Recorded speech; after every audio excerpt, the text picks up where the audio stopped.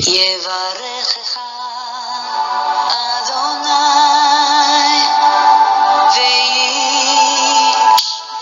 וישמרך.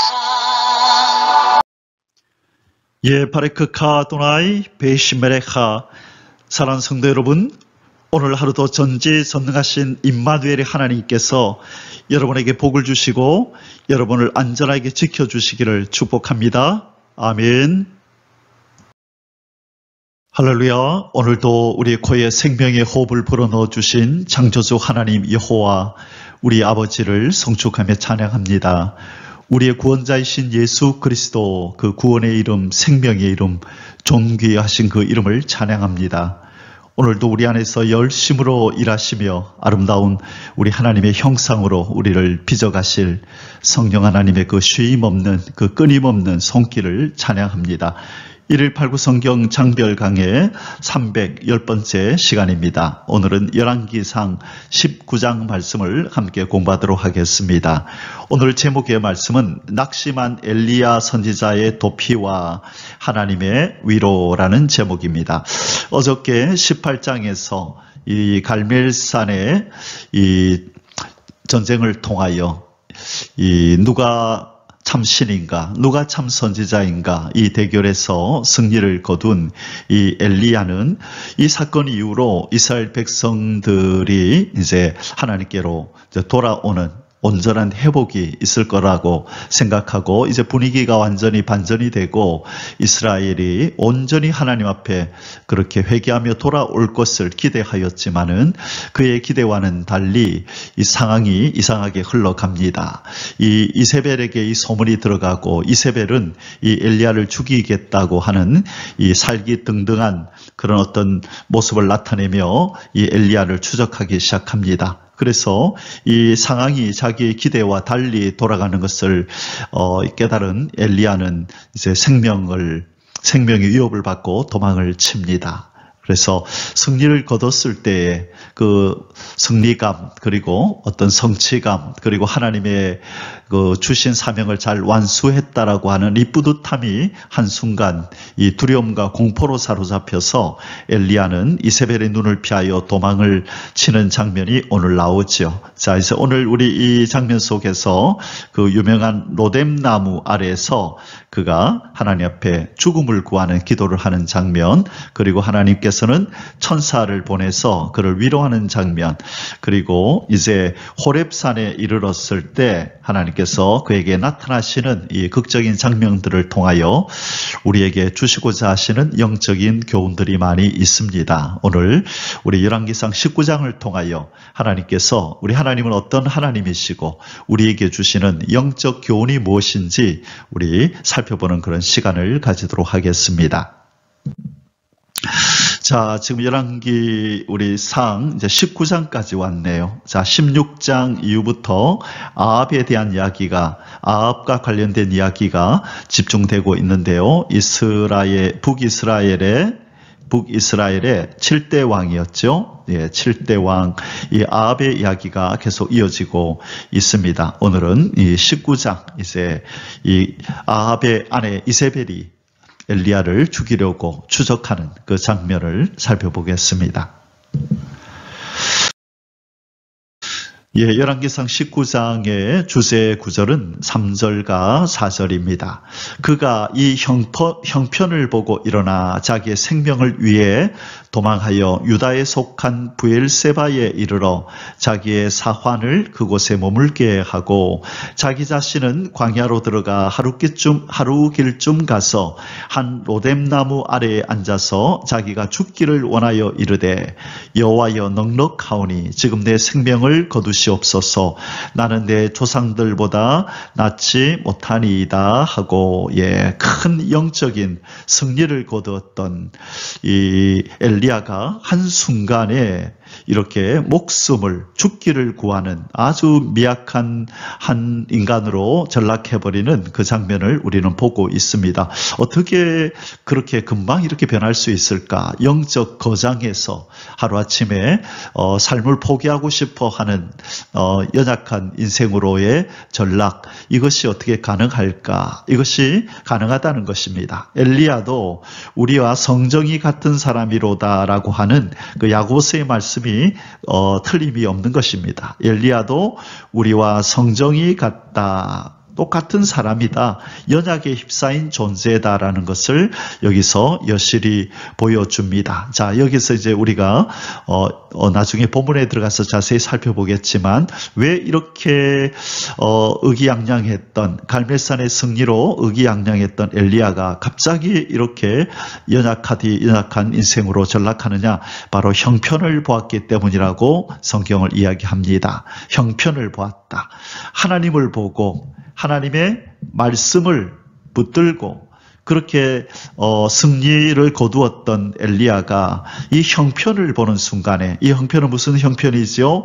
이세벨이 자기의 생명을 노리고 있는, 그리고 군인들을 통하여 자기를 추적하고 있는 이 형편을 보고 이 자칫 잘못했다가는 내 생명이 끝나겠구나라고 하는 이 목숨을, 생명을 두려워하여 도망을 치는 이런 순교적인 각오가 아니라 이 생명이 끊어지는 것을 두려워하는 바로 이러한 형편을, 이런 점점점 자기 목을 조여오는 이런 이세벨의 이 위협 앞에 겁을 먹고 도망을 치는 모습을 보게 됩니다.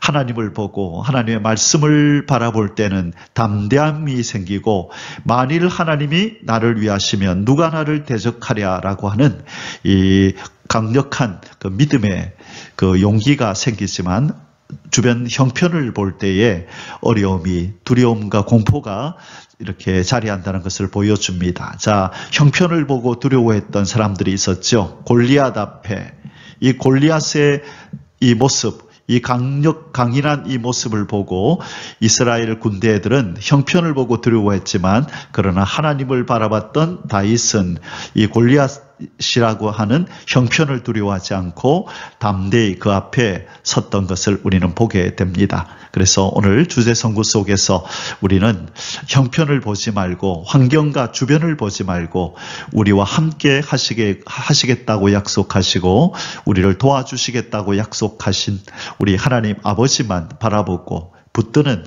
그런 신앙을 갖기로 결단할 수 있기를 원합니다. 아멘. 할렐루야.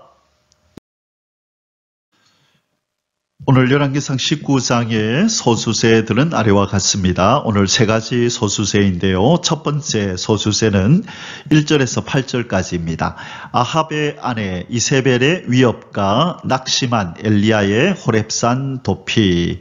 자, 이 갈멜산에서 자기가 아끼던 이 바알 선지자들이 다 죽임을 당했다는 이 사실을 알고, 또 백성들의 마음이 하나님께로 돌이켜졌다는 것을 알고, 이 이세벨, 이 아왕의 아내는 이 엘리야를 죽이기로 결심하고 그를 추적합니다. 이 소식을 듣고 호렙산으로 급히 도망치는, 이 낙심에 휩싸여서 도망치는 엘리야의 모습을 우리는 보게 됩니다. 자, 두 번째로 9절에서 18절까지는 은둔 생활하던 엘리야 선지자를 향한 하나님의 현영과 세 가지 사명 부여. 자, 호렙산에 숨어 있는 이 엘리야에게 하나님께서 나타나시고 이 엘리야를 회복하시기 위해서 이 세 가지 사명을 주십니다. 자, 하나님께서 하나님의 사람을 어떻게 회복시키시는가라고 하는 아주 중요한 영적 원리를 우리는 배우게 됩니다. 하나님은 하나님의 사람을, 낙심하고 있는 하나님의 사람을 회복시키실 때 어떤 방식을 사용하시는가라고 하는 것을 우리에게 보여주는 아주 귀중한 그런 내용이 되겠습니다. 자, 세 번째로 19절에서 마지막 21절까지는 하나님의 명령에 따라 엘리사를 제자로 부르는 엘리야 선지자에 대하여 살펴보겠습니다. 자, 이 세 가지 내용을 가지고 우리 열왕기상 19장 속으로 들어가 봅니다. 자, 이제 본론입니다. 첫 번째 소주제입니다. 아합의 아내 이세벨의 위협과 낙심한 엘리야의 호렙산 도피 1절에서 8절입니다. 1번 아합의 아내 이세벨의 엘리야 선지자 위협 1절에서 2절. 아합이 엘리야가 행한 모든 일과 그가 어떻게 모든 선지자를 칼로 죽였는지를 이세벨에게 말하니, 자, 이 갈멜산에 아합 왕은 있었지만 여기에 이세벨은 있지 않았었던 것 같습니다. 그래서 이 갈멜산에서 무슨 일이 있었는지를 아합이 소상히 그 아내 이세벨에게 알려주니, 자, 이제 이세벨이 반응을 하지요. 2절입니다. 이세벨이 사신을 엘리야에게 보내어 이르되 내가 내일 이맘때에는 반드시 내 생명을 저 사람들 중 한 사람의 생명과 같게 하리라. 자, 저 사람들이란 말은 누구죠? 바알 선지자들을 의미하지요. 바알 선지자들을 같이 네가 죽인 백성들을 통하여 죽인 그 선지자들 같이 네 생명도 끝날 줄 알아라 라고 지금 위협하는 것입니다. 그렇게 하지 아니하면 신들이 내게 벌 위에 벌을 내림이 마땅하니라 한지라. 여러분, 다른 사람이 이렇게 위협했다면 아마 엘리야가 눈도 하나 깜짝하지 않았을 텐데, 바로 이 아합 왕의 아내였던 바로 이 여자가, 그것도 바로 이 바알 신을, 우상을 이 땅에 퍼뜨린 그 장본인인 바로 이 여사가 이렇게 위협하니 저것은 장난이 아니다라고 그렇게 느낀 것이죠. 이제 시간 문제다. 내가 저 여인에게 잡히면 내 목숨은 끝이 난다라고 그렇게 생각을 했겠죠. 그래서 지금은 이 엘리야는 두려움에 지금 휩싸여 있는 것입니다. 자, 여기서 우리는 또 한 가지 생각해 볼 것은 그 아내 이세벨이 참된 하나님의 선지자, 그가 목격했잖아요. 아합이 갈멜산에서 어떤 일이 있었는지, 불이 내리는 것도 보았고, 그리고 또 그 엘리야의 말대로 비가 내리는 것도 경험했고, 그렇다면 하나님에 대한 인식, 하나님에 대한 신뢰와 믿음이 바뀌었어야죠. 회복됐어야죠. 그렇다면 이 아합은 이 엘리야를 위협하고 죽이려고 하는 이 아내 이세벨의 이 시도를 막았어야죠. 그러지 말라고, 이러다가 우리 큰일 난다고, 하나님 앞에 어떤 벌을 받을지도 모른다고, 정말 하나님은 살아계신 참 신이라고 그렇게 얘기를 하며 자기 아내를 만류해야 했음에도 불구하고 오늘 본문에 보니까 전혀 그런 내용이 없습니다. 그래서 이 아합이 어떤 류의 사람인지 우리가 대충 짐작할 수 있게 해줍니다. 참 어리석고 무지합니다. 증거를 보여줘도 그 증거에 따라서 행동할 줄 모르는 아주 우유부단한 그런 사람, 그리고 이 이세벨의 등살에 못 이겨 이 이세벨의 어떤 뭐랄까요, 이 어떤 강인함에 그냥 이렇게 사로잡혀 사는, 아내에게 꼼짝하지 못하고 쥐어 사는 그런 어떤 존재로 지금 아합이 나타납니다. 자, 그래도 일개의 왕인데 좀 위험을 가지고 무게 있게 행동했어야 되는데 이 아내에게 꼼짝하지 못하는 장면을 보게 됩니다. 나중에 또 이제 이런 장면이 한번 더 나오는데요. 그 이제 포도원을 이렇게 가지고 싶었는데 가지지 못해서 그렇게 들어 누워가지고 끙끙 앓고 있는 아합의 모습을 볼 때에 이세벨이 나서가지고 그렇게 하나님 앞에서 죄를 범하며 그 나봇의 포도원을 빼앗아서 자기 남편 아합 왕에게 주는 그 장면에서도 참 이 아합 왕의 못남을, 또 이세벨의 악함을 우리가 보게 됩니다.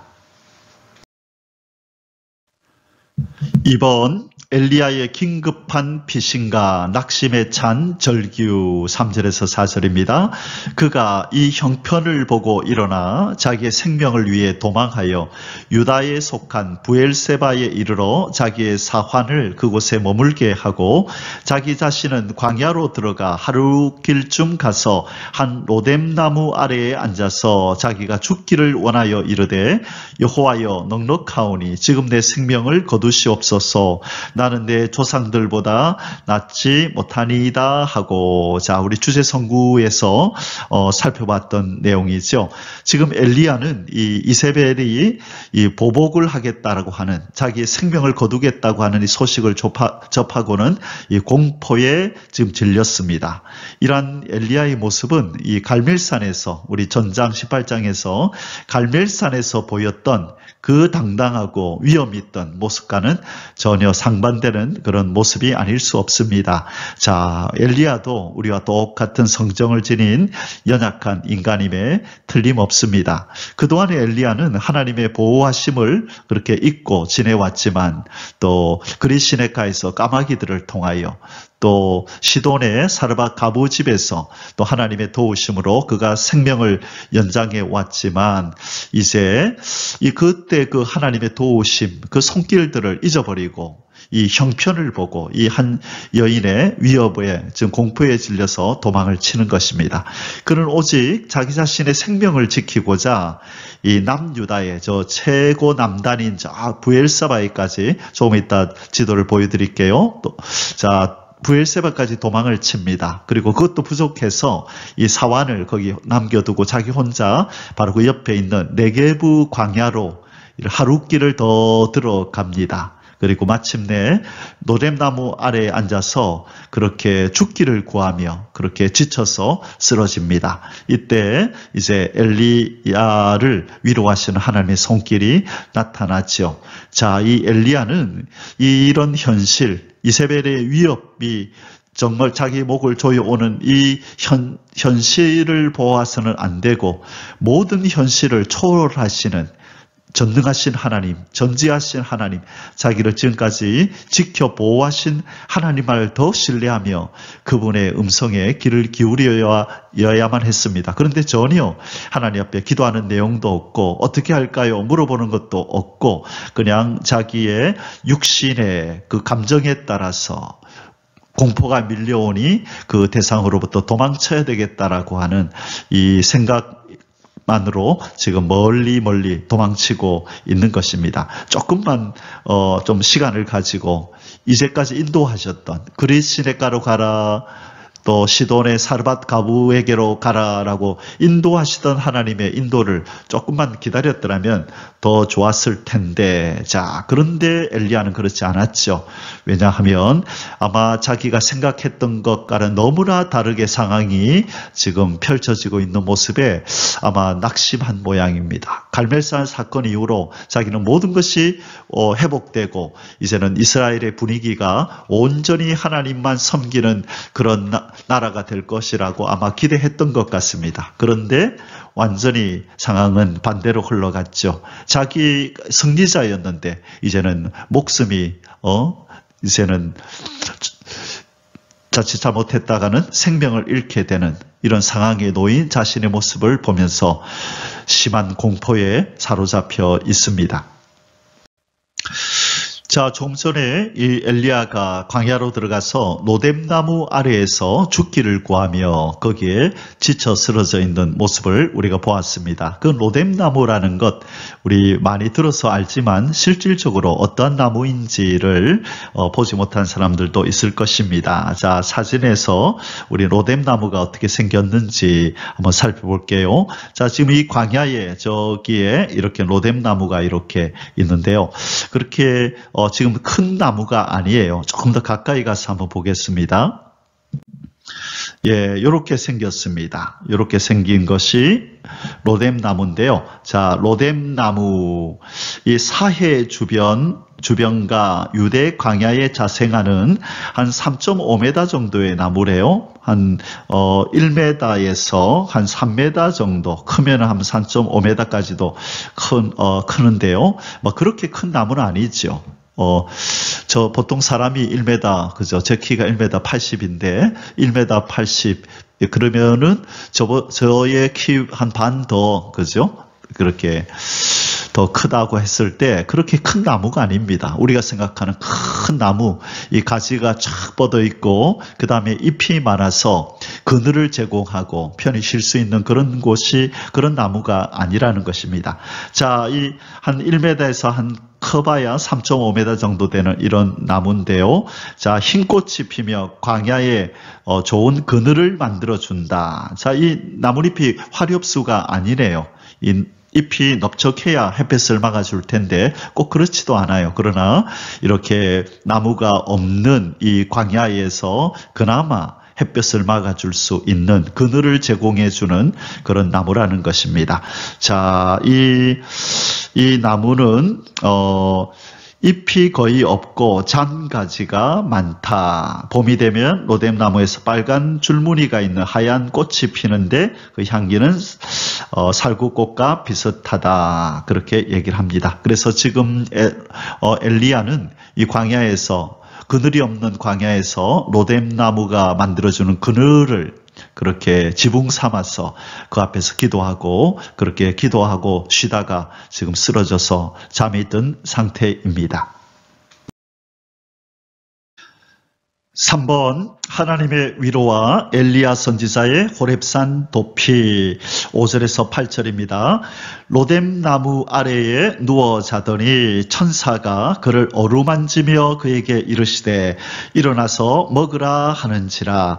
본즉 머리맡에 숯불에 구운 떡과 한 병 물이 있더라. 이에 먹고 마시고 다시 누웠더니 여호와의 천사가 또 다시 와서 어루만지며 이르되 일어나 먹으라. 네가 갈 길을 다 가지 못할까 하노라 하는지라. 이에 일어나 먹고 마시고 그 음식물의 힘을 의지하여 40주 40야를 가서 하나님의 산 호렙에 이르니라. 자, 여기에 보면요, 이제 이 이세벨의 위협에 죽음의 공포를 느끼며 도망치는 이 엘리야가 이 호렙산을 향하여 40일을 가는 도중에 이제 이 로뎀나무 아래서 죽기를 구하며 하나님 앞에 그렇게 울부짖다가 피곤하여 잠들어 누운 모습을 보게 됩니다. 이 모습을 하나님은 모르고 계셨을까요? 다 보고 계셨습니다. 이 죽음의 공포에 휩싸여서 도망치는 이 종에게 하나님께서는 꾸짖거나 책망하거나 어떤 그런 혼을 내는 그런 말씀을 하시기 이전에 가만히 보고 계시다가 천사를 보냅니다. 그리고 그에게 어떻게 하십니까? 먼저 어루만지십니다. 여기 5절에도 보니까 어루만지며 나오는데 7절에도 보니까 어루만지며 이렇게 말씀하죠. 첫 번째, 우리 하나님은 이 하나님의 종 엘리야에게 어떤 식으로 위로하시고 또 치료하시냐면 이 정서적으로 이 엘리야를 이렇게 치료하시는 장면이 나옵니다. 지금 엘리야의 정서적인 상황이 어떨까요? 고독하고 두려움, 그렇죠. 외롭고 고독하고 남은 것 같은, 이제 언제 잡혀 죽을지도 모르는 그런 공포에 휩싸여 있는, 정서적으로 아주 지금 이렇게 힘들고 고통스러운 가운데 있는 이 엘리야를 하나님은 아시는 겁니다. 그래서 하나님께서 이 종을 어루만져 주고 싶으신 거죠. 그래서 천사를 보내어서 그를 어루만지며라고 말씀합니다. 여러분, 우리도 누군가가 슬픔에 잠겨 있을 때 또는 두려움에 잠겨 있을 때 그 사람을 꼭 안아주며 두려워하지 마라, 내가 옆에 있잖아, 너무 힘들어하지 마라, 내가 너 옆에 있잖아 하면서 어떤 사람을 안아주거나 그 등을 어루만져 주잖아요. 그때 우리가 정서적으로 평안함을 느낍니다. 아, 나를 위로해주는 사람이 있구나, 나의 슬픔에 이렇게 함께 동참해주는 사람이 있구나라는 것을 그렇게 느낄 때 우리의 두려움과 고독과 외로움들은 그렇게 줄어드는 것을 우리는 경험합니다. 하나님께서 바로 하나님의 종 엘리야를 그렇게 정서적으로 위로하시고 함께 있음을 임마누엘하고 계심을 이렇게 하나님께서 알려주시는 겁니다. 두 번째는 뭘 하셨죠? 떡과 한 병 물을 주면서 이 육신의 필요를 채워줍니다. 육신적인 육신적인 위로를 하시는 것입니다. 무엇을 주시고 계시나요? 음식을 주십니다.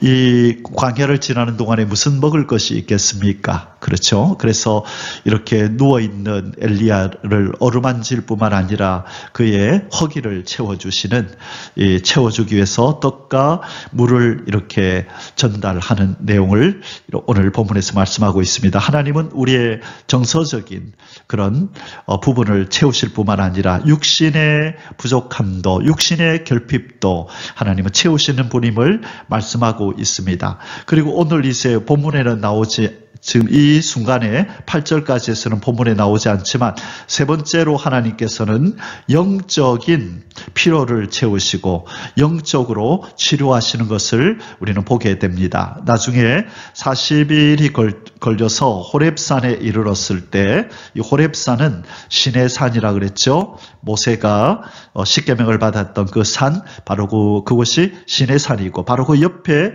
바로 붙어있는 그 등선이 바로 호렙산입니다. 나중에 또 그림으로 또 보도록 하겠습니다. 자, 이제 하나님께서 이 호렙산에서 이 영적인 치료를 하시는데 사명을 맡기십니다. 세 가지 영적인 사명을 주시면서 이제 피폐해진 엘리야의 영성을 다시금 회복시키시고 이 영성에 활력을 불어넣어 주시는 그런 어떤 하나님의 치료하시는 역사가 나타납니다. 여러분, 우리가 영적으로 피폐해지고 영적 이런 어떤 그 힘듦에, 영적인 침체에 빠질 때에 극복하는 방법은 사명을 감당하는 것입니다. 특별히 전도하게 되면 우리는 영적으로 회복되는 것을 느낍니다. 아무리 전도해도 이 복음을 받아들이지 않는 사람들을 볼 때에 내가 예수 그리스도를 믿고 구원받았다는 것이 얼마나 큰 은혜이며 복인지를 깨달을 때 구원의 감격이 새로워지고 하나님을 향한 사랑과 신뢰가 더 깊어지는 것을 경험하게 되는 것입니다. 바로 하나님께서는 이 낙심한 엘리야를 위로하시기 위하여 정서적으로 어루만지며 두려움과 고독을 이기게 하시고 육신적으로 먹을 것을 주셔서 허기를 또 채우게 하시고 그 다음에 영적으로 사명을 맡기심으로 그의 피폐된 영적 의 건강을 회복시켜 주시는 그런 것을 보게 됩니다. 자, 우리 나중에 결론에 가서 이 부분을 좀 더 살펴보도록 하겠습니다. 우리 하나님은 바로 이렇게 자기 백성, 자기 자녀들의 모든 필요를 다각적으로 그렇게 살피시고 위로하시고 채워주시는, 치료하시는 그런 자비로우신 아버지인 줄 믿습니다. 우리 하나님 여호와를 송축합니다. 할렐루야. 자, 우리 지도를 좀 보겠습니다. 이것은 우리 지난번에 창세기 배울 때 사용했던 아브라함의 이동 경로인데요. 오늘 지금 이 엘리야가 이렇게 도망을 치는 내용을 설명하기 위해서 이 지도를 가져왔습니다. 지금 여기가 두로 지역이다, 그죠? 그러면 그 위에가 어디 시돈 지역이 여기 어디 있을 거고, 그리고 바로 요 밑에 요 부근이 아마 여기 그 갈멜산이 여기 어디 부근에 있을 것입니다. 갈멜산. 거기에서 승리를 거두고 있다가 이제 이 이세벨의 위협을 받아서 어디까지 도망을 쳤다고요? 쭉 내려와서 부엘세바까지 내려왔네요. 그래서 이스라엘을 얘기할 때 단에서부터 부엘세바까지라는 표현을 쓴다 그랬죠. 여기가 사해 바다고 그 다음에 저 위에 여기가 갈릴리 바다네요. 자, 그래서 단에서부터 부엘세바까지, 그래서 최남단, 이스라엘의 최남단인 블레셋까지 와서 사환을 여기에 있게 하고 광야로 들어가서 여기서 그렇게 로뎀나무 아래서 그렇게 기도하며 쓰러져 잠든 모습을 보여줍니다. 그리고 이제 어디로 가냐면요, 40일이 걸려서 호렙산에 이른다 그랬죠. 호렙산은 어디 있냐면 바로 여기가 이제 애굽인데요. 애굽에. 근데 여기가 지금 홍해 바다입니다. 홍해 중에서 이쪽 오른쪽에 있는 이 줄기, 여기에 밑에 보면 여기 산이 있는데 여기가 바로 신의 산, 모세가 그렇게 십계명 두 돌판을 받았던 산, 그리고 이제 호렙산이라고도 부른다 그랬죠. 그래서 지금 이 엘리야는 40일이 걸려서 이렇게 와서 호렙산까지 도망을 쳐온 것입니다. 자, 이 홍해를 중심해서 호렙산을 다시 한번 보도록 하겠습니다. 자, 이 그림은, 이 지도는 이스라엘이 출애굽하는 그 경로를 보여주는 겁니다. 여기가 고센 땅이죠. 고센에서부터 출발해서 숫곳으로 왔다가, 그 다음에 우리는 지금까지, 이스라엘 백성이 바로 이 홍해는 이 줄기가 두 개가 이래 있잖아요. 이렇게 수에즈만이 있고, 여기가 아카바만이라고 하는데요. 여는 수에즈만.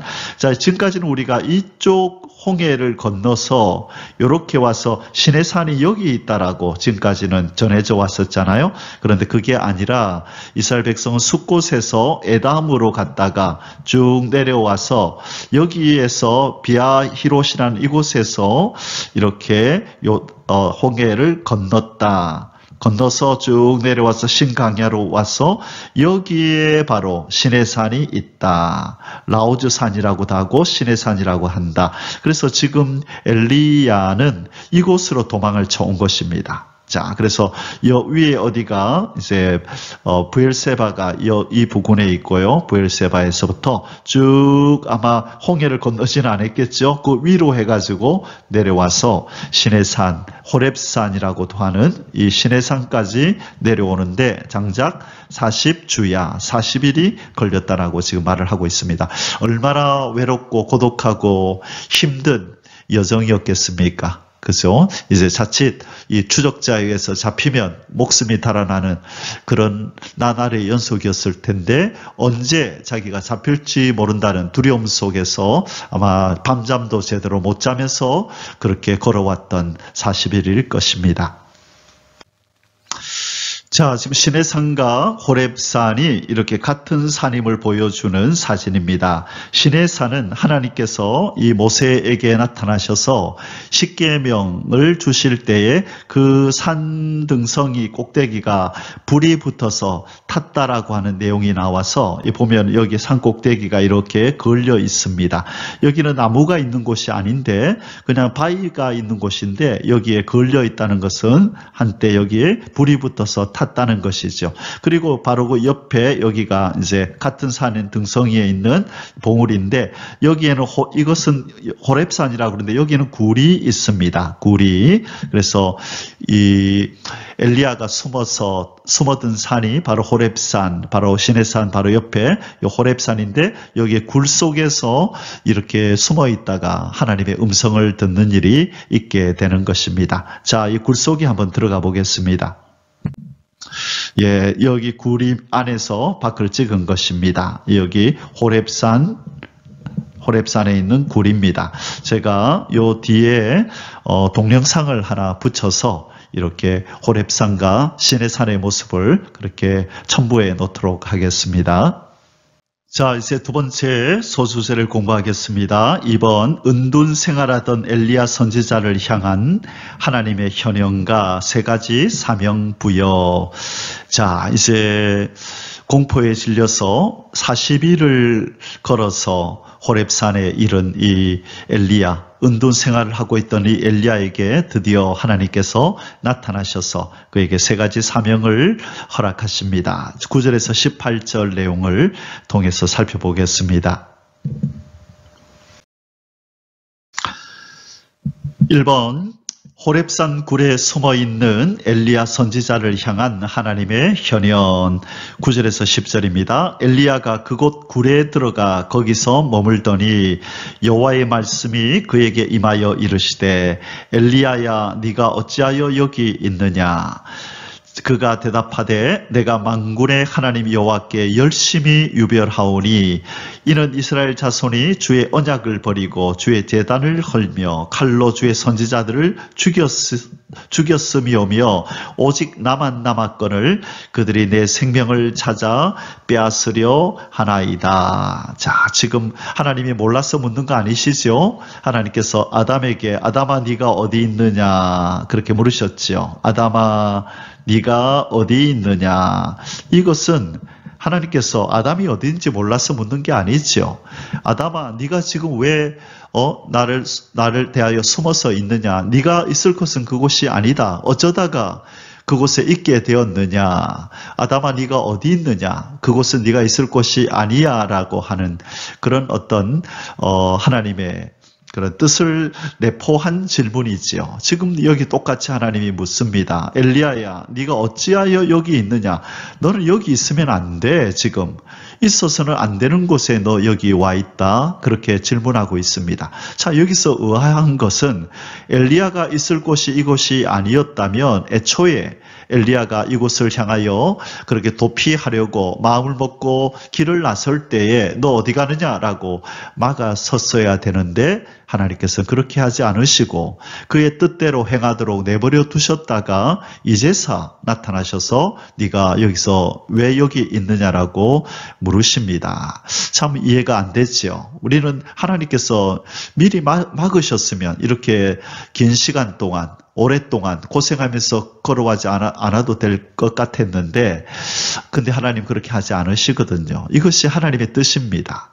우리 인생의 연약함을 경험하고 아마 이 40일 동안 오면서 얼마나 많은 생각들이 스쳐 지나갔겠습니까? 그리고 하나님을 향한 하나님의 일하심에 대한 회의도 느끼고 왜 하나님이 살아계시면 이런 일이 벌어질까? 갈멜산의 그 사건을 통하여서 이제 회복될 거라고 생각했는데 모든 것이 제자리이고 더 악화되어서 오히려 자기의 생명이 위태로운 상태에 놓인 것을 보면서 이 뭔가 잘못됐다라고 생각한 것 같아요. 자, 여기에서 우리는 엘리야가 한 가지 과정을 밟았어야만 했는데 그렇지 않은 잘못이 있다는 것을 깨닫게 되죠. 바로 이 호렙산에 오게 된 이 사건은 하나님이 허락한 것이 아니라는 거예요. 너 지금 여기서 뭐 하느냐? 어찌하여 네가 여기 있느냐? 여기는 네가 있을 자리가 아닌데 왜 여기 있느냐? 자, 여기에서 엘리야는 무슨 잘못을 했죠? 하나님께 기도하지 않았다는 것입니다. 이 이세벨이 그를 죽이겠다고 위협할 때 하나님 이제 어떻게 합니까? 인도해 주시옵소서라고 기도했어야죠. 하나님 내 생명을 보호하여 주시고 이제 어떻게 해야 합니까? 라고 하나님 앞에 보호와 인도를 구하는 기도를 했었어야 되는데 기도하지 않았습니다. 일찍이 우리가 다윗에 대해서 공부할 때 이 사울에게 계속 쫓기다 보니까 하나님이 그때그때마다 보호해 주셨음에도 불구하고 어느 날 이러다 내가 죽겠다라고 공포에 휩싸여서 블레셋으로 하나님의 허락 없이 그렇게 도망쳤다가 그곳에서 험한 꼴을 당하고 미친 채 하면서 그렇게 간신히 빠져나왔던 다윗의 모습을 보는 듯 합니다. 다윗도 엘리야도 우리와 성정이 같은 사람입니다. 그들은 전혀 대단한 사람이 아니에요. 우리와 똑같은 성정을 가진 사람이고 우리와 똑같이 연약에 휩싸여 있던 사람이지만 그러나 하나님이 그들을 사랑하시고 은혜를 베푸셔서 그 귀한 일들을 감당하게 하시고 하나님이 그에게 믿음을 주시고 또 말씀을 사모하는 마음을 주셔서 그렇게 남다른 삶을 살 수 있었을 뿐입니다. 우리도 하나님 앞에 하나님의 은혜를 받으면 우리도 그렇게 쓰임받을 수 있을 줄 믿습니다. 자, 이제 하나님께서 엘리야야 네가 어찌하여 여기 있느냐 물을 때에 엘리야의 대답이 무엇입니까? 내가 만군의 여호와 하나님 여호와께 열심히 유별하오니 예 하나님 나 특별히 열심을 품고 하나님 섬기는 거 아시죠? 이스라엘 자손이 주의 언약을 버리고 주의 제단을 헐며 칼로 주의 선지자들을 죽였으며며 자 이세벨과 이 아합 왕이 앞장서서 바로 이런 일을 자행했지요. 오직 나만 남았거늘 자 지금 이 엘리야는 뭘 모르고 있나요? 하나님이 동역자들을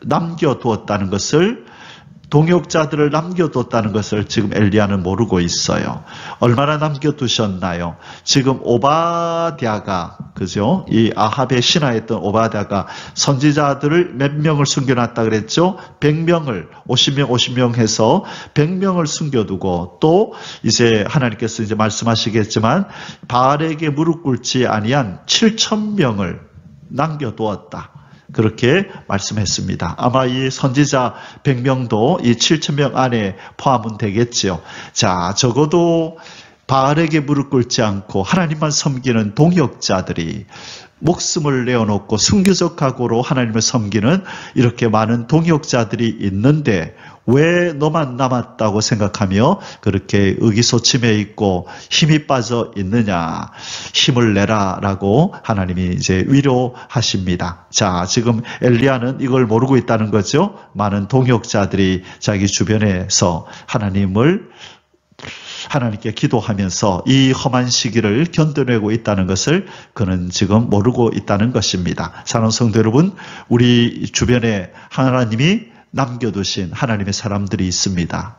우리에게 힘을 주고 우리에게 용기를 북돋아주는 기도의 동역자들이 있음을 우리는 믿고 또 그것을 깨달았다면 감사하면서 하나님 앞에 나아가야 될 줄 믿습니다. 그리고 우리에게 붙여주신 귀한 동역자들과 함께 아름다운 화목을 이루고 또 서로 사랑하며 끌어주고 밀어주며 우리 하나님이 오라 하시는 이 길을 잘 걸어가야 될 줄 믿습니다. 아멘. 이번 세미한 음성으로 말씀하시는 하나님 11절에서 14절입니다. 여호와께서 이르시되 너는 나가서 여호와 앞에서 산에 서라 하시니, 자, 하나님께서 굴에 숨어있는 엘리야를 불러내십니다. 너는 나와라. 그곳에서 나와서 산에 서라.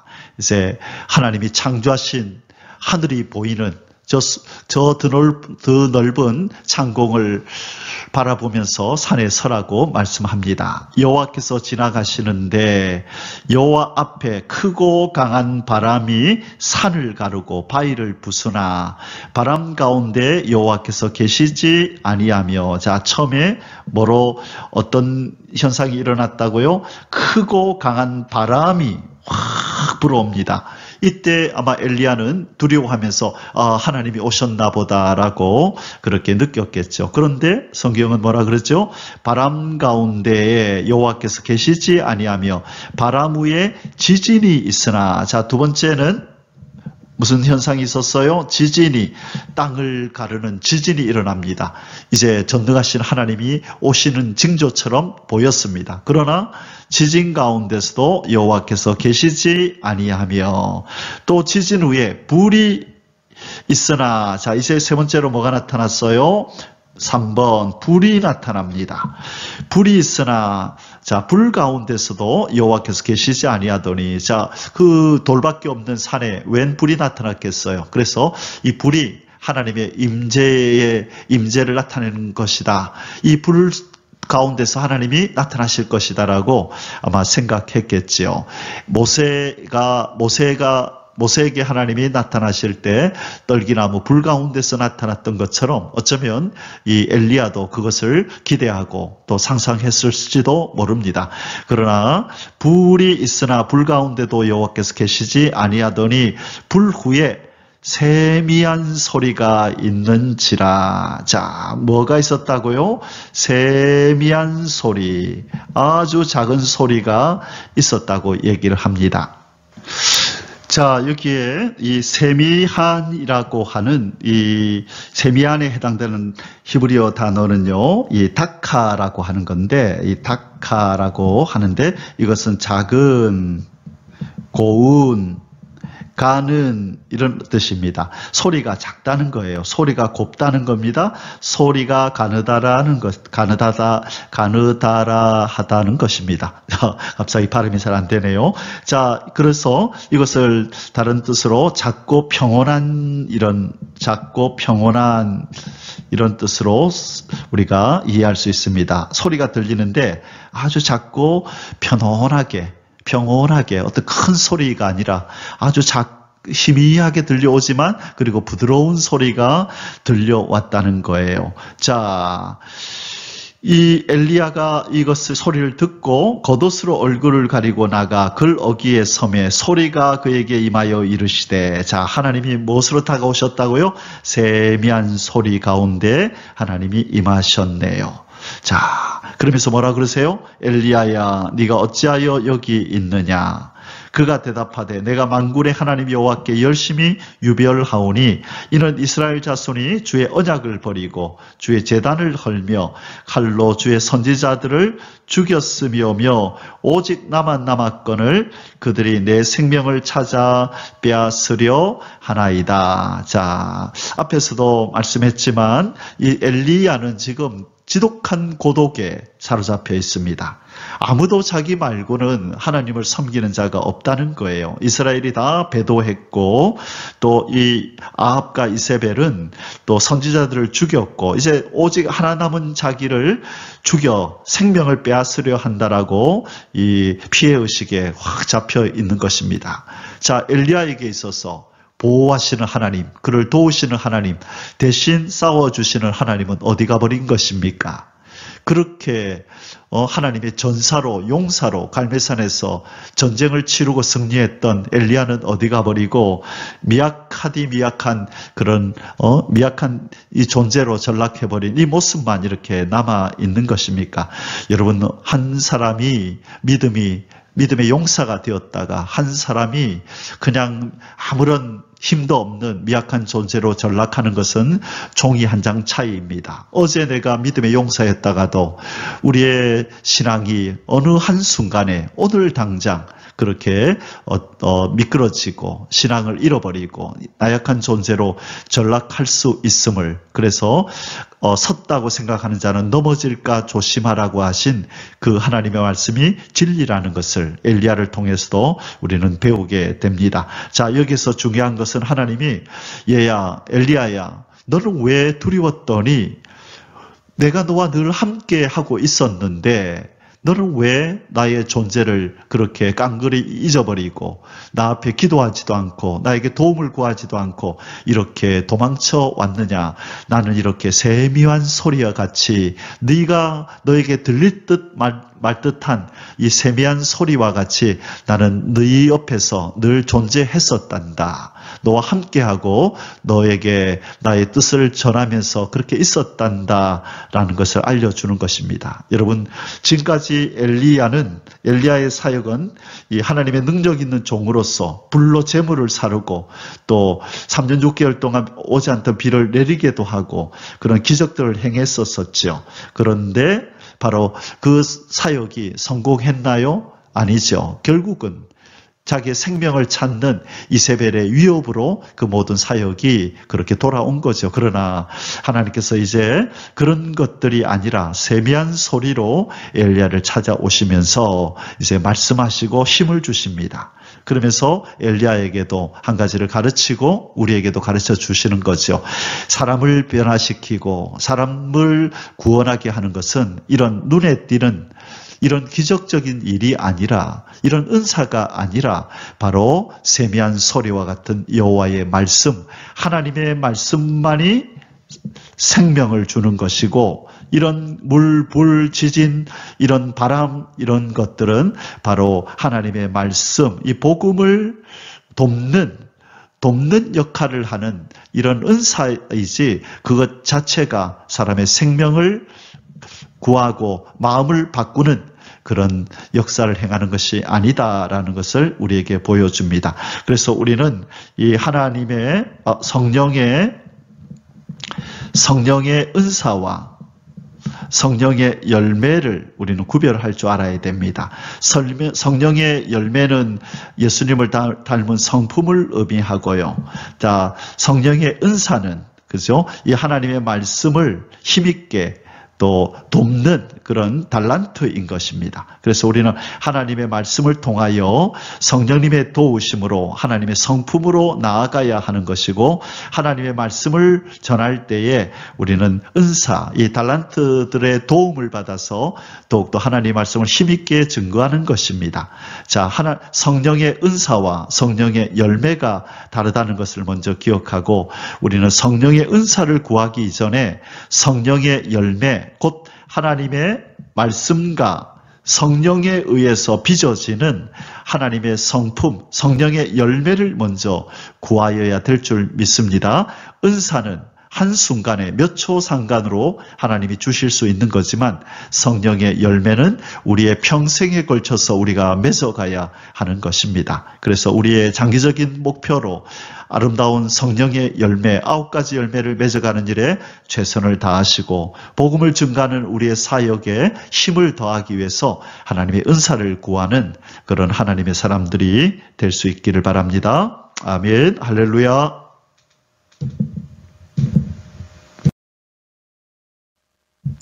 3번 엘리야 선지자를 향한 하나님의 3가지 사명 부여 15절에서 18절입니다.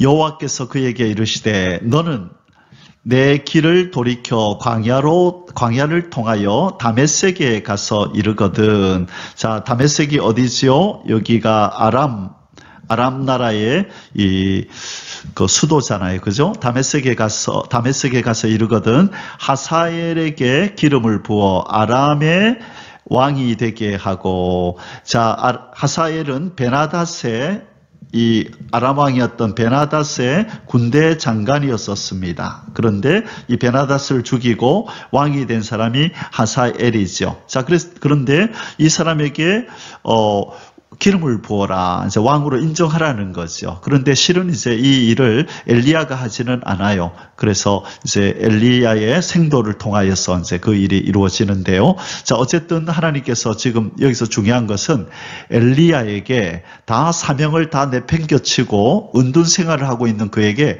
다시 영적 사역을 지금 시키고 있다는 거예요. 사역을 시킨다는 것은 이제 영적 활력을 되찾도록 하나님이 도우시는 것입니다. 여러분, 우리가 아무런 일이 없으면 우리가 편하고 좋을 것 같지만 아니요. 일이 없을 때 우리는 영적으로 오히려 약하여지고 힘이 빠집니다. 그래서 어떤 사명을 가지고 일을 할 때에 특별히 우리가 전도하는 사명을 감당할 때 여러분 우리는 무엇을 느끼냐면요.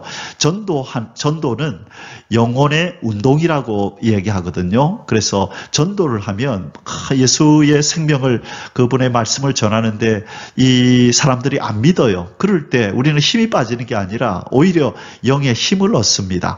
이렇게 믿기 힘든 복음을 나는 믿고 있구나. 하나님이 나에게 이 은혜를 주셨구나. 참 아무나 쉽게 믿을 수 없는 예수 그리스도의 십자가의 사역이 나는 믿어졌구나. 그래서 예수님을 통하여 나는 구원을 얻었구나.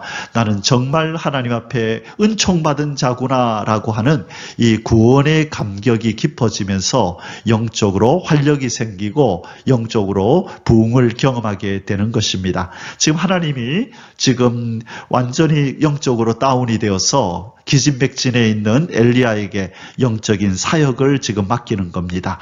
하사엘에게 기름을 부어 아람의 왕이 되게 하고 너는 또 nim시의 아들 예후에게 기름을 부어 이스라엘의 왕이 되게 하고 자 북이스라엘 왕 이제 예후 나중에 왕이 될 그 사람에게 기름을 부어서 왕을 삼아라. 또 아벨 무올라 사밧의 아들 엘리사에게 기름을 부어 자 이제 이 엘리야의 후계자 엘리사의 이름이 처음으로 등장합니다. 엘리사에게 기름을 부어 너를 대신하여 선지자가 되게 하라.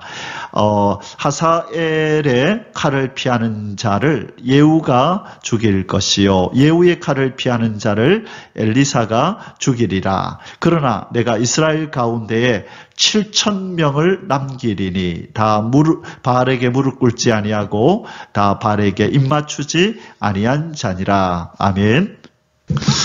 하나님께서 엘리야에게 영적인 사명을 주시면서 위로하고 격려하는 그 내용이 무엇입니까?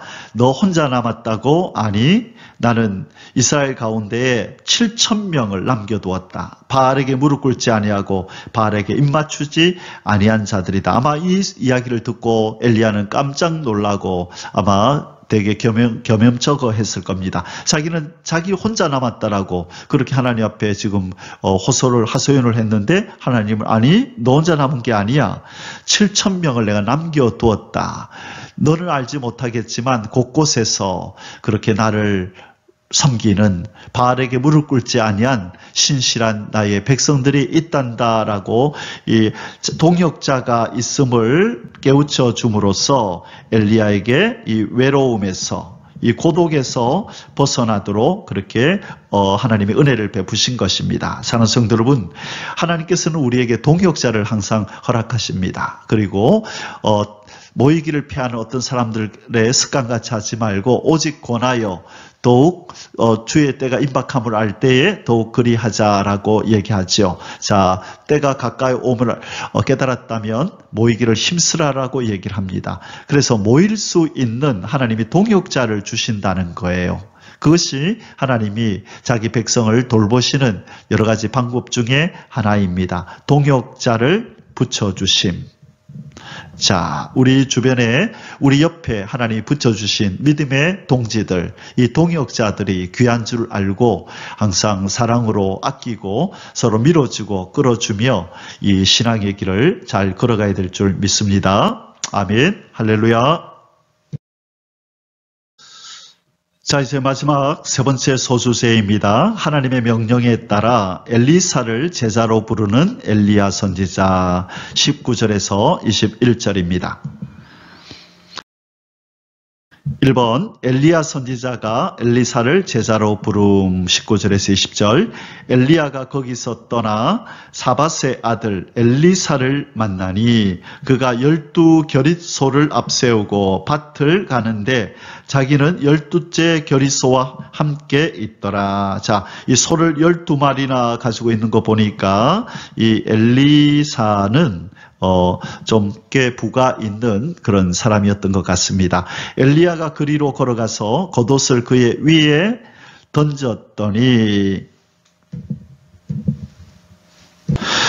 자, 여기서 왜 갑자기 이 옷을 던지는 행위가 나올까요? 이 엘리야가 그리로 건너가서 겉옷을 그의 위에다가 던졌다. 이것은 그냥 이 옷을 그냥 아무 의미 없이 엘리사에게 던졌다는 뜻이 아닙니다.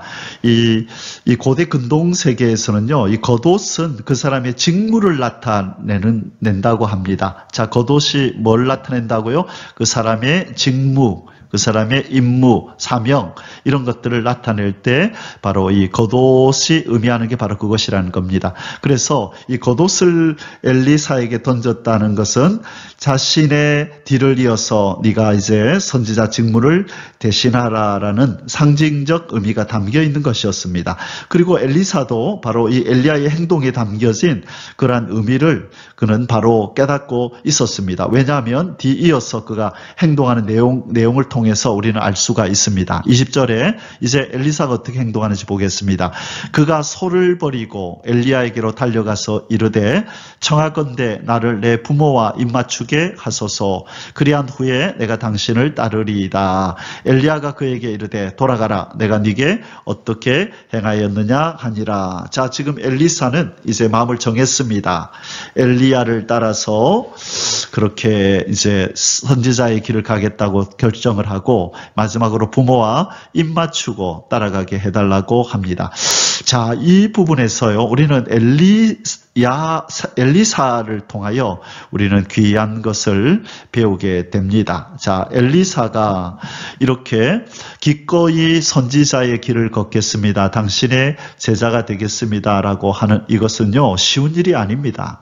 지금 엘리사는 이 엘리야의 부름에 아주 흔쾌히 이렇게 따라 나서지만 이세벨이 지금 엘리야의 목숨을 노리고 있잖아요. 바로 이런 시점에서 엘리야의 나를 따르라는 이 부름에 응답한다는 것은 자기도 이 목숨을 내어놓고 위험을 감수하는 이 일을 하겠다라고 하는 결단인 것입니다. 자, 죽음을 내어놓는 것입니다. 죽음을 두려워하지 않는 생명을 내려놓는 결단을 지금 엘리사는 하고 있는 것입니다. 바로 하나님은 어떻게 하셨는지 바로 이 엘리사를 찾아서 그에게 너를 네 뒤를 잇는 선지자를 삼아라라고 하나님께서 엘리야를 아십니다. 자, 이것이 우리에게 위로가 됩니다. 여러분, 지금 하나님으로부터 우리에게 특별한 음성이었고 우리를 부르시는 어떤 특별한 하나님으로부터 오는 행동이나 메시지가 없습니까? 여러분, 하나님이 우리를 향하여 사랑한다, 내가 너를 사용하겠다, 그런 특별한 약속이 없다고 여기십니까? 아닙니다. 우리가 우리 자신을 준비하고 있으면 지금 하나님을 향하여 어떤 신호도 없고 어떤 부르심이 없는 것처럼 보일지라도 이처럼 하나님은 다 보고 계십니다. 엘리사의 이런 자기의 목숨을 아끼지 않는 하나님을 사랑하는 이 결단력이 있음을 하나님은 알고 계셔서 하나님께서는 엘리야에게 엘리사를 만나서 너를 뒤를 잇는 선지자로 삼으라라고 말씀합니다. 하나님은 찾아내십니다. 자, 한번 따라할까요? 하나님은 찾아내신다. 예, 저는 이 사실을 믿습니다. 하나님은 찾아내실 겁니다. 저와 여러분이 하나님의 사람으로 이 시대에 쓰임받고자 하는 갈망으로, 열망으로, 열정으로, 그리고 하나님을 사랑하는 마음과 하나님의 전지전능함을 믿는 그 믿음으로 준비하고 있을 때 하나님은 이 시대에 어떤 일을 행하실 때에 꼭 필요한 일꾼을 찾으실 때 저와 여러분을 찾아오실 줄 믿습니다. 아멘. 우리가 할 일은 잘 준비하고 있는 것입니다. 이번 엘리사가 엘리야 선지자를 따름 21절입니다. 엘리사가 그를 떠나 돌아가서 한 겨릿소를 가져다가 잡고 소의 기구를 불살라 그 고기를 삶아 백성에게 주어 먹게 하고 일어나 엘리야를 따르며 수종 들었더라. 앞서도 말씀드렸던 것처럼 이 엘리사가 엘리야를 따라 나선다는 것은 이 죽음을 각오한 행위이며 결단입니다. 지금 이세벨이 눈에 불을 켜고 지금 이 엘리야를 죽이려고 추적하고 있는 가운데에 이 엘리사는 엘리야의 부름을 받고 기꺼이 이 선지자의 길을 들어섭니다. 이렇기 때문에 하나님께서 이 엘리사를 들어 사용하시고 또 하나님의 구원의 역사를 위하여 귀하게 도구로 이 엘리사의 삶을 사용하신 것을 우리는 보게 됩니다. 목숨을 내어놓는 헌신, 결단, 하나님의 일이라면 목숨도 아끼지 않는 그러한 결단이 바로 하나님이 찾으시는 사람들 속에 가져야 할 그런 결단이고 그런 아름다운 모습인 것입니다. 우리도 이 엘리사처럼 목숨을 내어놓는 일이라 할지라도 하나님이 부르시는 일이라면 하나님이 맡기시는 일이라면 기꺼이 수용하고 따라 나설 수 있는 그런 저와 여러분이 되시기를 주님의 이름으로 축복합니다. 아멘. 사랑하는 성도 여러분, 이제 결론을 내리기를 원합니다. 하나님의 자상한 위로와 치료. 자, 오늘 우리가 이 로뎀나무 아래서 죽기를 구하며 피곤에 지쳐 쓰러져 잠든 엘리야에게 하나님이 어떻게 찾아오셨는지 우리가 살펴보았죠. 오늘 결론적으로 이 부분을 다시 한번 묵상하고 오늘 말씀을 마치겠습니다. 육신적, 정서적, 영적 치료를 하시는 우리 하나님. 자, 5절에서 6절이었죠. 로뎀나무 아래에 누워 자더니 천사가 그를 어루만지며 1번 어루만지며 육신을 어루만지며 그에게 이르되 일어나서 먹으라 하는지라. 본즉 머리맡에 숯불에 구운 떡과 물 한 병이 있더라. 자, 육신의 필요를 채우는 먹을 것을 주시는 하나님을 보게 됩니다. 그리고 우리가 끝부분에서 살폈듯이 하나님께서는 영적 사명을 주시죠. 1번 정서적으로, 2번은 육신적으로, 자, 육신적으로, 3번은 영적으로 사명을 주셔서 그의 지금 의기소침해지고 지금 다운되어 있는 그의 영을 활력 있게 만드시고 생동감 있는, 생동력이 있는 그런 영의 사람으로 다시금 거듭나도록 하나님이 도우십니다. 여러분, 우리 주님께서도 우리에게 기도를 가르치실 때에 하나님의 이름이 거룩히 여김을 받고 하나님의 나라가 임하고 하늘에 이룬 뜻이 땅에 이루어지게 해달라고 그런 어떤 거창하고 거대한 하나님 나라를 위한 그런 기도도 시키셨지만 무슨 기도도 하라고 말씀하시나요? 일용할 양식을 달라고 기도하라 그러잖아요. 일용할 양식. 자, 우리 하나님은 우리의 영적인 일에도 관심이 많으시지만 우리의 육신적인 삶에도 관심이 많다는 것을 우리는 깨닫게 되는 것입니다. 사랑하는 성도 여러분, 하나님께서 여러분을 돌보시지 아니하는 것처럼 느껴질 때가 있습니까? 하나님은 나를 돌보지 않고 나의 삶에 관심이 없는 것 같아. 왜 나의 삶은 이렇게 힘들고 고달플까? 여러분, 그런 마음이 들 때가 있습니까? 전혀 그렇지 않습니다. 하나님은 우리의 영이 우리 하나님의 형상으로 온전히 회복되는 것에도 관심이 많지만 우리의 육신이 이 땅에 사는 동안에 평온하게 안정을 느끼며 사는 것에도 관심이 있으시고 우리의 육신이 건강하게 사는 것 관심이 있으시고 우리의 정서가 주님 안에서 평강을 누리기를 원하시는 그런 마음도 가득하십니다. 여러분, 무엇이 필요하십니까? 무엇의 결핍을 느끼십니까? 영적인 것입니까? 정서적인 것입니까? 아니면 육신적인 것입니까? 우리를 돌보시는 아버지 앞에 기도하시고 그 기도의 응답으로 영과 육과 혼이 참으로 평강의 평강으로 그렇게 하나님 주시는 평강이 충만하여서 기쁨과 즐거움이 넘치는 그런 삶을 오늘을 살고 또 남은 우리의 생애 동안 그러한 삶을 살아가기를 주님의 이름으로 축복합니다. 샬롬, 할렐루야.